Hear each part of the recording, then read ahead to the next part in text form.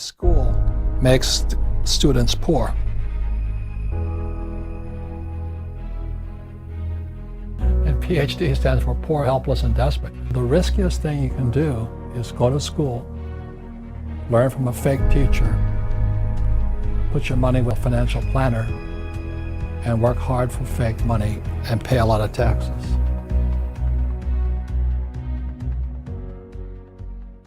What the Federal Reserve Bank, our banks, and our school system's doing is criminal. It's ripping off my generation, ripping off your generation. You know, this is my book, Fake. The reason it's fake money, fake teachers, and fake assets is because it all has to be fake. You have to have fake teachers to understand fake money. Then you have to have fake assets to buy those stocks, bonds, and mutual funds, fake assets. But without fake teachers, fake money, you can't do it. And one of the best things I had is I went to military school, then I went to flight school. I had such great teachers, you know. All of them could fly.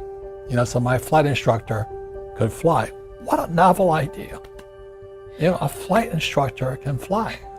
But when I was in high school, most of my teachers were terrified. They're all cowards, you know. Job security, don't make mistakes. Just memorize the right answer and you'll be safe. In school, they compensate for risk by telling you to memorize the right answer. So in other words, these kids leave school thinking, oh, if I know the right answers, then there's no risk. And it drives old guys like me crazy. Because everybody's talking about millennials. What's wrong with them? You know, millennials are the most highly educated generation in history. They know all the answers, but they're afraid of doing anything. And the reason they can't do anything is because you might hurt somebody's feelings. You might make a mistake. You know, and that just keeps you guys just trapped in this little box. Education is more important than before, but you got to be careful what you're learning. That's why I wrote the book, Fake Money, Fake Teachers, and Fake Assets. Don't listen to fake teachers. Yeah, I have a friend.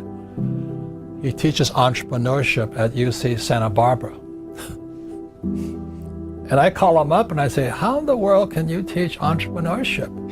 He says, well, I have a master's degree. I said, ask the question again. What gives you the right to teach your entrepreneurship? He says, I have a master's degree in entrepreneurship. And I say, hey, Doug, you and I have been friends for a long time. You've never started a business.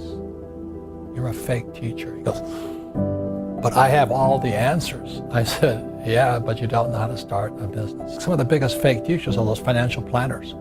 They're telling you to save money. Why would you save money when the government's printing money? Then they tell you to invest for the long term in the stock market. And you guys know the stock market is ultra short term. There's high frequency trading. Today, long term is a split second. But they're telling you, guys like my generation, to keep your money in the stock market for 40 years and you have nothing left at the end of it. And you look at all the pensions of the school teachers, firefighters, and all the guys with 401ks. They're all bankrupt because Wall Street stole their money from them. You know? In the Federal Reserve Bank, they're run by PhDs, like my poor dad. And PhD stands for poor, helpless, and desperate. The Fed has not been right in years. And everybody worships the Federal Reserve Bank. They're the guys stealing from our pension systems. It's horrible what's going on because we have all these PhDs, poor, helpless, and desperate people who are risk averse. My rich dad always said, never say, I can't afford it. And it was my rich dad and many of my teachers subsequent to that. They said, lazy people always say, I can't afford it. I don't have the money. That's why they're poor.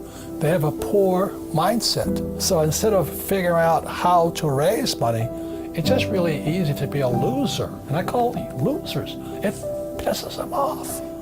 Because we all have the power, if we wanted to not be poor if we learned how to raise money.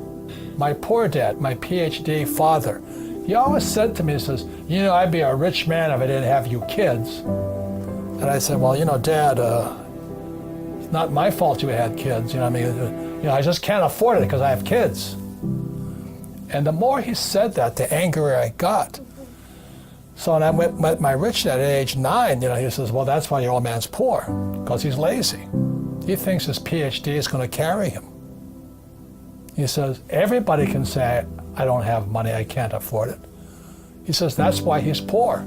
He's lazy. over my lifetime, most of the projects I've started, I've never had any money. I like not having money because it forces me to think. I get creative. I have to educate myself. I have to talk to rich guys. Hey, how'd you do this? How'd you do that? And what has happened to me, I mean, I just turned 72. I've never needed money. Because if I need money, I figure out how to raise it. It's easy to say I can't afford it. All the poor people say I can't afford it. All the poor people say, well, let's tax the rich. All the poor people are saying, well, give me a free education, free food, free schooling, free manicures, free pedicures. There's laziness, my opinion. Only lazy people use their own money. And that's what really pissed off a lot of people out there. You calling me lazy? I said, yes, I am. Because you're the same type of person who will say, I can't afford it. I can't do that. That's the problem. It's up here. I can't do that. Most of my family say, well, I can't afford it. My father taught me to say that. My mother taught me to say that. My rich dad should never say that. The number one way to raise income is sales. Do they teach you sales in school? But if you work for a network marketing company, you learn sales. So that's why President Trump, I know people hate Trump, people hate me too, but President Trump and I are the only people that recommend network marketing. Because in network marketing, you have to go through your fear and you have to learn how to sell. So the reason I'm an entrepreneur is I know how to make money, I know how to acquire assets, I know how to use debt to acquire assets. That's real financial education, not the garbage you're teaching in school. Let me say it one more time. If you're going to be an employee or a doctor or a lawyer, then traditional education is really important. But you're going to be an entrepreneur, you don't need to.